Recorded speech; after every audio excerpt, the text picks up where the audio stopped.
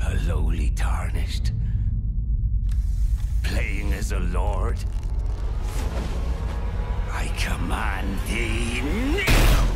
We have very quickly gone from having absolutely zero information on FromSoftware's hotly anticipated Elden Ring to having just so much information about Elden Ring. I was fortunate enough to talk with the godfather of Souls himself, Hidetaka Miyazaki, who gave me a huge amount of information on the game that totally recontextualizes what we saw in the most recent trailer. Here's what's really going on in the lands between. They will fight, and they will die in an unending curse. The trailer opens up in a very typical Souls-like fashion, with a softly spoken woman uttering a very cryptic message. The Tarnished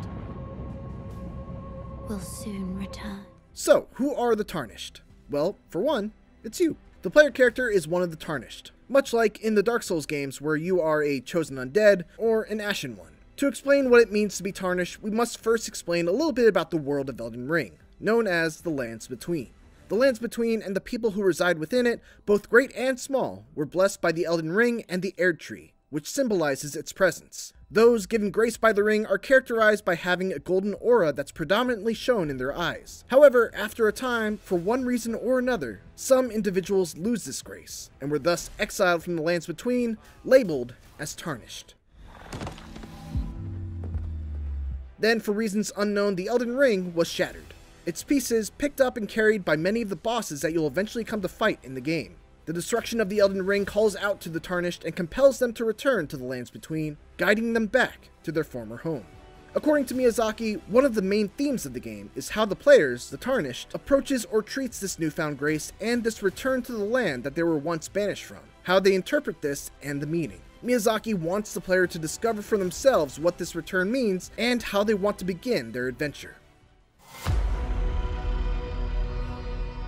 The Lands Between is broken up into 6 distinct areas, each overseen by a particular demigod who holds a shard of the Elden Ring and has been twisted and warped by its power. I asked Miyazaki-san if there was an order to which you must approach these 6 areas, or if the player had total freedom to visit any of them right from the beginning, to which he responded that, while you won't be able to access everything from the start, there are a lot of different ways that you can approach each area, and that there's a lot of freedom as to which order you can tackle different areas as well. There will be a hub area that will link these 6 areas, but it's not accessible right from the start of the game. Miyazaki further clarified that each of the 6 areas will house its own mainline dungeon map, which is seamlessly connected to the Lands Between itself. So, from there you're able to explore these mainline dungeon areas, all of which are interspersed throughout the map. And, of course, while you will be using a horse to travel great distances around on foot, or, hoof, there will be a fast travel system as well. Though, of course, Miyazaki's preference is that players enjoyed that aspect of exploration and uncovering the map for themselves. And it seems like there will be plenty of incentive to explore as well. Miyazaki confirmed that the skills that you see in the trailer, like this, and this, can be obtained through exploration, much like in the previous games where you would find weapons and magic spells off the beaten paths. Weapon skills can also be interchanged between weapons, and there are more than 100 of them to discover, which Miyazaki hopes, when combined with the many different weapons and magic spells, will offer build customizations that are richer and more varied than ever before.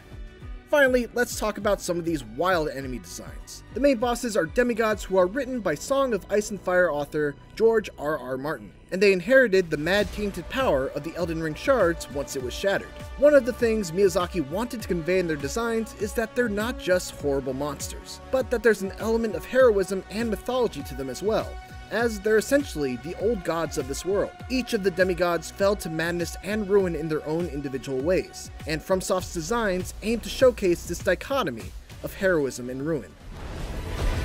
Brandish the Elden Ring.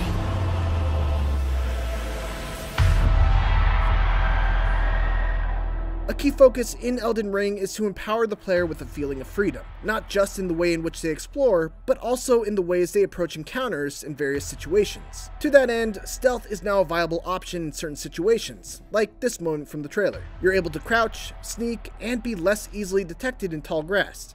And if you're stealthy enough, you can even bypass certain areas, or potentially get to a position where you're able to easily assess situations from afar. Miyazaki says FromSoft wanted to create these opportunities for players to see what lies ahead of them, and below them, and around them, and to assess how they're going to confront that or not, as the case may be. So, stealth, while it is a simple implementation, it allows for a lot more of these possibilities. In addition to using stealth, another key gameplay feature is the ability to summon spirits to aid you in battle. This is nothing new to the Souls series, but what's different here is that you can actually summon the spirits of enemy characters as allies to assist you in battle. There are a large variety of them, so they're a nice collectible element within the game world to discover and equip as you go. Of course, Miyazaki also made sure to clarify that there would still be online summons where you could bring other players into your world for cooperative play as well. Of course, one of the most marketed selling points of Elden Ring is George R.R. Martin. The way Miyazaki describes it, Martin created Elden Ring's foundations, building up the world's history and mythos, which was subsequently iterated on by FromSoft. For example, Martin created the Tarnished and their Lost Grace, a spurring moment for the player character.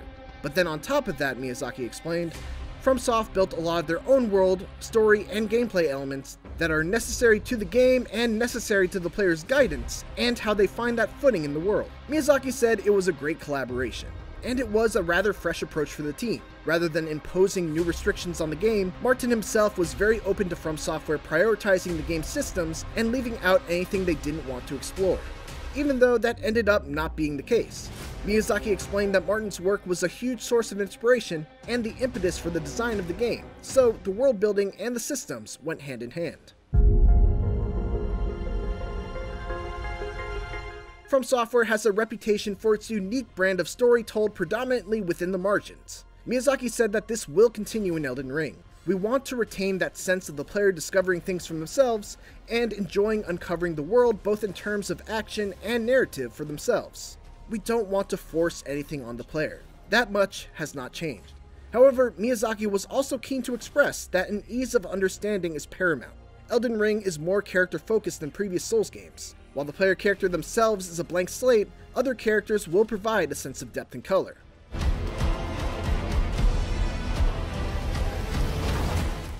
Even with all I learned about Elden Ring in the hour I was given to pick Miyazaki's brain, there are still so many questions. What about PvP? How actually does online co-op work? Why does this man have 2 axes, 15 arms, and a bird head that breathes fire as one of those arms?